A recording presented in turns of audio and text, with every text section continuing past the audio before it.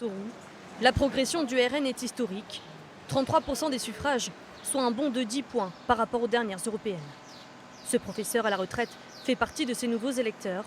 Lui votait historiquement à droite, mais les récents faits divers survenus dans la commune l'ont convaincu. La délinquance. Voilà.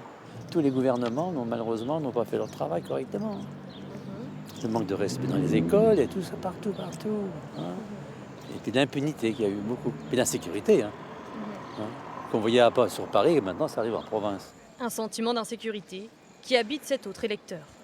Lorsqu'on évoque la dissolution de l'Assemblée nationale, sa réaction est sans appel. Ah, très bien, on va voir. Un coup de pied dans la fourmilière, ça va pas faire de mal, je pense. Après, quoi, on ne sait pas, mais ça va bouger quelque chose. Dans cette petite commune de l'Indre, un électeur sur deux a voté pour le parti d'extrême droite. François n'en fait pas partie. Il tente de comprendre le choix des autres habitants. Ils se rendent compte que l'immigration et que ça pose des problèmes sur les grandes villes et ils ont peur que ça arrive en fin de compte, tout simplement. Ils ont connu la droite, ils ont connu la gauche, il ne s'est rien passé. Maintenant, ils vont essayer les extrêmes.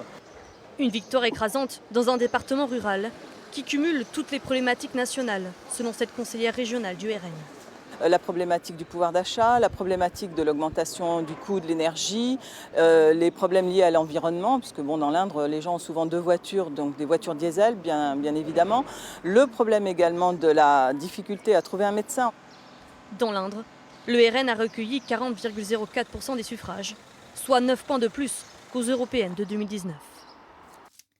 Et le Premier ministre n'a pas encore pris la parole, mais on a appris qu'il aurait proposé au président sa démission. Christelle Méral, on vous retrouve devant Matignon. Oui, selon plusieurs sources, le Premier ministre aurait tenté de dissuader le chef de l'État de dissoudre l'Assemblée nationale. Gabriel Attal aurait proposé de remettre sa démission pour endosser la responsabilité de l'échec et servir de fusible. Alors que va-t-il faire maintenant ? Sa tâche, sa mission, c'est désormais de mener cette campagne express des législatives. Il devrait se représenter dans les Hauts-de-Seine. Mais du côté de Matignon, aucune prise de parole pour le moment. Gabriel Attal est aux abonnés absents, lui qui est pourtant toujours prêt à communiquer. Nous n'avons d'ailleurs aucun détail sur son agenda aujourd'hui.